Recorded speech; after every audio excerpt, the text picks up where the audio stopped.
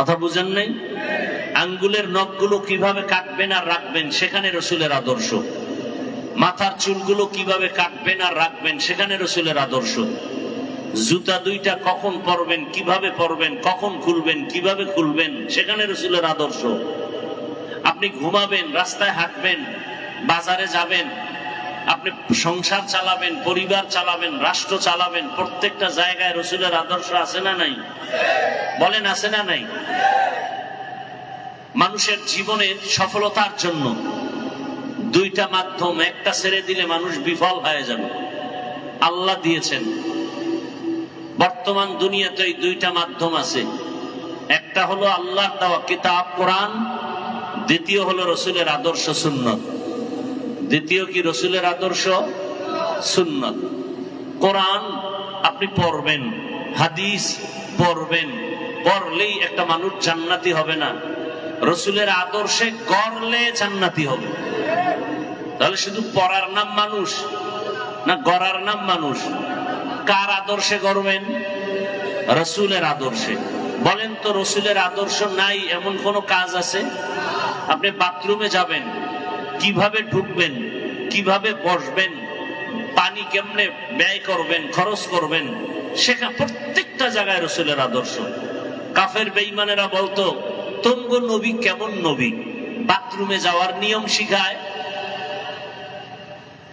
সাহাবায়ে কেরাম বলতেন আমার নবী তো এমন নবী, ধরে ধরে শিখাই দিচ্ছেন।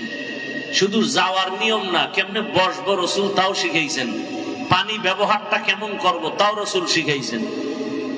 বাথরুমে ঢুকো, বাম পায়ে ভর করে বসো। কোন পা? বাম পায়ের উপরে ভর করে বসো। হাঁটুর উপরে কাপড় উঠাইয়া বসবা না বাথরুমের মধ্যে। আমার রসুল শিখাই গেছেন। খাদ্য মন্ত্রণালয় থেকে খাদ্য বরাদ্দ হয়, খাদ্য কোন সিস্টেমে শোধন হবে, পাক হবে, রান্না হবে, খাওয়া হবে, পৃথিবীর কোন মন্ত্রণালয় শিখায় নাই। আমার রসুল মানুষকে খাওন দেন, আর লোকমাটা কেমনে দিবে, রান্না কোন সিস্টেমে করবে, রসুল ধরে ধরে প্র্যাকটিক্যাল শিখাই দিয়েছেন। এগুলো মানলেই শান্তি, এগুলো মানলেই কি শান্তি। আমি আপনাদের থেকে একটা জবাব চাই। জানা থাকলে জবাব দিবেন, জানা না থাকলে চুপ করে থাকবেন, আমি বলবো তা শুনবেন। মানুষের জীবনে কিয়ামত পর্যন্ত যত সমস্যা হতে পারে সব বিষয়ের সমাধান ইসলাম ও কোরআন হাদিসে আছে না নাই? তাল মিলাবেন না, বিবেক দিয়া বলেন মানুষের জীবনের সম্পূর্ণ সমস্যার সমাধান আল্লাহর কোরআন রসুলের হাদিস তথা ইসলামে আছে না নাই? আংশিক না পরিপূর্ণ? শুধু রাষ্ট্রীয় ব্যাপারে সমাধান নাই, এ বিষয়ে কোরআন শরীফ দুর্বল।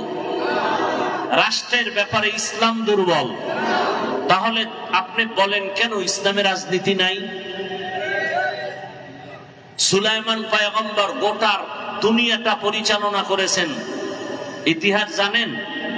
কোরআনে আছে না নাই? ইউসুফ নবী মিশরের অর্থমন্ত্রী ছিলেন, জানেন?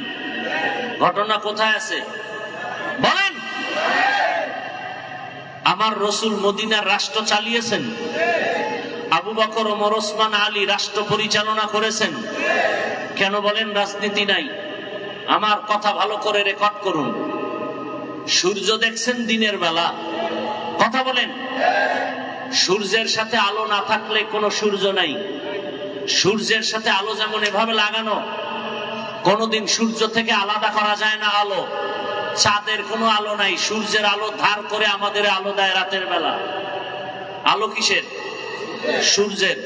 সূর্যের থেকে আলো যেমন আলাদা করা যায় না, রাজনীতি ইসলাম থেকে আলাদা করা যায় না।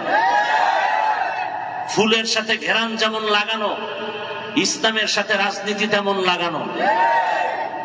ফুল থেকে ঘেরান না থাকলে ফুলের যেমন মূল্য নাই, রাজনীতির মধ্যে মদিনার নীতি না থাকলে, রসুল না থাকলে সে রাজনীতি না, সেটা দুর্নীতি হয়, পেটনীতি হয়। ফুলের সাথে ঘেরান যেমন লাগানো তো ফুল মূল্য, রাজনীতির সাথে কোরআন আছে, ইসলাম আছে, আমার রসুলের আদর্শ আছে, এটার নাম রাজনীতি, আর সব দুর্নীতি। রসুলের রাজনীতি কেমন? কর্মচারী কাজ করবে, ঘাম ঝরার আগে বেতন দাও। রসুলের ইসলাম কেমন? মালিক যে প্লেটে খাবে গোলাম একই প্লেটে খাবে। রসুলের আদর্শ কেমন? কোন গালি কাউকে দেওয়া যাবে না। বড়রা ছোটকে আদর করবে, ছোটরা বড়দেরকে সম্মান করবে। একজন আর একজনের সাথে মোলাকাত হলেই মোহাব্বত বাড়ানোর জন্য প্রথমে সালাম দিবে। সালাম শব্দের অর্থ কি?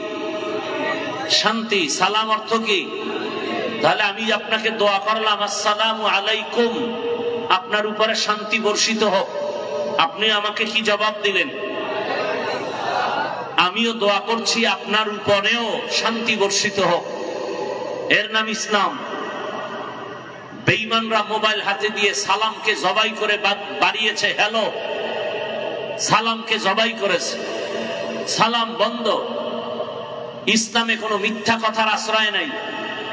আর দুর্নীতি আর ইসলাম ছাড়া যারা রাজনীতি করে এরা বলে মিথ্যা ছাড়া রাজনীতি চলে না।